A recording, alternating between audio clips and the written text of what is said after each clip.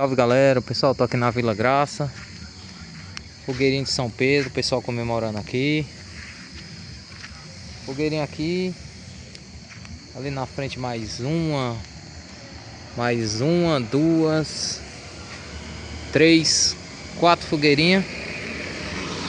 Tradição, né galera? Lá na cidade ainda tá tendo, lá cidade mesmo, lá em Crateús, né? Porque a Vila Graça ela é 15 km de Crateús. Lá na cidade tá tendo ainda, mas é mais difícil. Uma rua sim, uma rua não. Não é da mesma forma que é nos interior, né? Tá tendo uma quadrilha hoje também, lá pra cima. Não sei se eu vou lá. Se eu for lá vai aparecer aqui no vídeo, mas creio eu que eu não vou. Porque já são as carnes aqui, eu não sei como é que tá a movimentação por lá. Mas talvez apareça no vídeo, só eu indo lá mostrar um pouco nem que seja por cima. Eu fiquei desanimado, galera, em mostrar aqui no meio da rua. Tem mais duas, três fogueiras ali. Eu desanimei, galera, em mostrar por conta das músicas, das direitos autorais.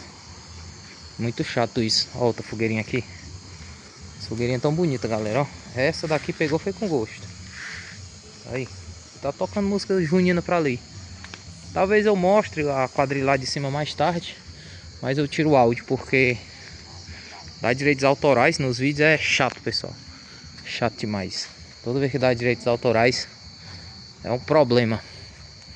Porque o YouTube, além dele tirar as visualizações do vídeo, o vídeo não fica com muita visualização e eu ainda não consigo ganhar nada em cima do vídeo. Galera, num vídeo, num mês, aqui no YouTube, com todos os vídeos dando 200 visualizações, dá R$6. $6, né? Então, a gente faz porque gosta mesmo. Não é nem por dinheiro, não. Porque gosta. Outra ali, ó. Fogueirinha ali queimando, ó. E a galera estourando bombinha até umas horas aqui. Então, galera, se eu for mostrar alguma coisa, eu vou cortar agora o vídeo. Se não, fica só por aqui mesmo. Mais uma vez, muito obrigado a todos vocês. Videozinho curto. Valeu, falou, fui.